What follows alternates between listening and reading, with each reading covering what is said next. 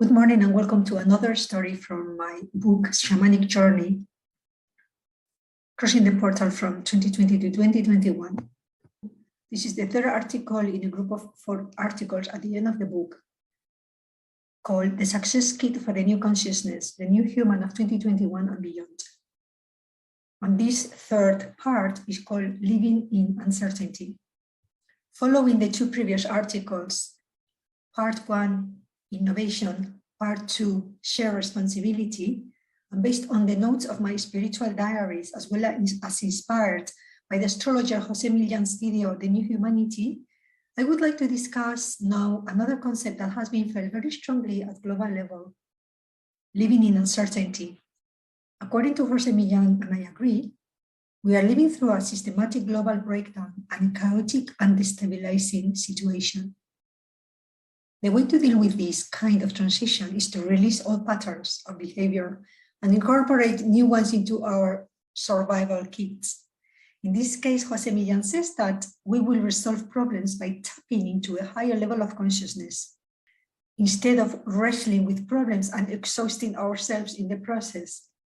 For a long time now, I and many other people in the consciousness or personal development path have been talking about the Tao as if in learning to deal with the new, faster and busier energies by letting go, rather than by resisting and struggling, allowing rather than blocking, flowing rather than controlling, more yin and less yang, or rather, finding a new balance.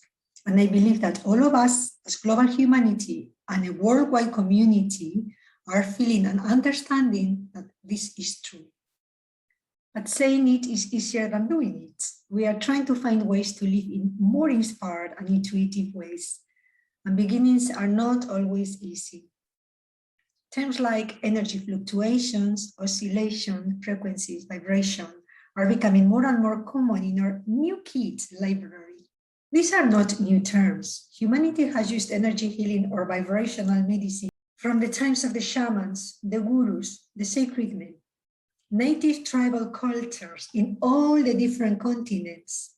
And there are more and more testimonies to corroborate this, which is becoming common knowledge. Even in our modern, so-called civilized, first world country cultures, many of us swear by our great-grandmother's natural healing remedies, because in fact, any approach to healing the body or the mind that is natural, organic, intuitive, aligned with these rhythms, or in line with this vibrational nature, is energy-based.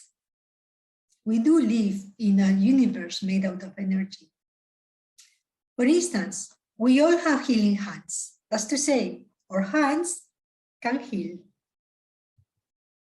Some of us open our hand and heart chakras by means of specific healing systems, in my case with Reiki, but we can all in fact put our hands on the part of our body that hurts and transfer heat or energy to heal it.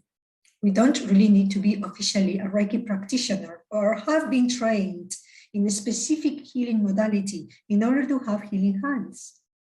However, it is obvious that mastery comes from practice. So if you practice your healing modality regularly and in a focused manner with intention to heal, you will become a stronger healer. In that sense, you may want to go to a shaman or healer in order to shift an energy block in your body rather than doing it yourself if you don't feel very confident or strong with the force, so as to speak. But is there any difference between a professional healer or a mom who embraces her child when he or she gets hurt and places her hands on them, transferring her loving energy in a way that the child can physically receive and benefit from it?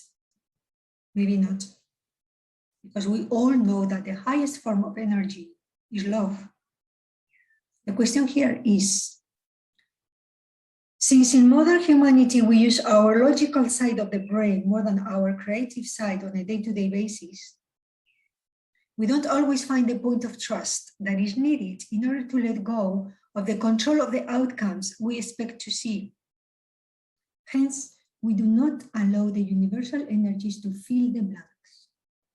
This is where I feel that a point of balance is needed.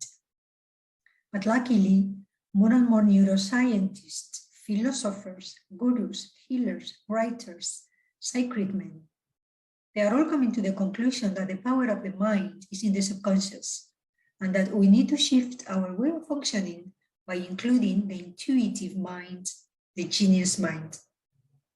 This means that we are all potentially geniuses, and we haven't learned yet to tap into this power, but we are intuitively following the tracks of those before us.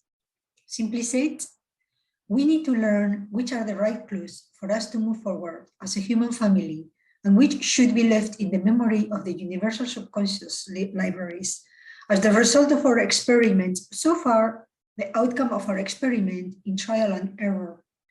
And the good news is that slowly but surely, we are becoming little geniuses as we learn about the secrets of the ages of how the mind works. The neural networks, the biological factors such as proteins or neurons, brain waves, heart-stomach-brain connection, altered states of consciousness.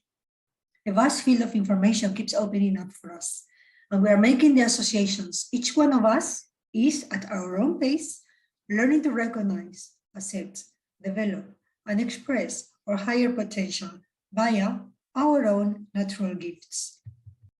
As we gather momentum and learn to trust our inner feelings, we will redirect the global ship using the compass of our intuition towards greater and broader realities of what we can become. Today, only sense, but not completely yet seen. As Jose Milian says, there will be no adjustments, but a full change. This is the reason why we won't go back to the old normal.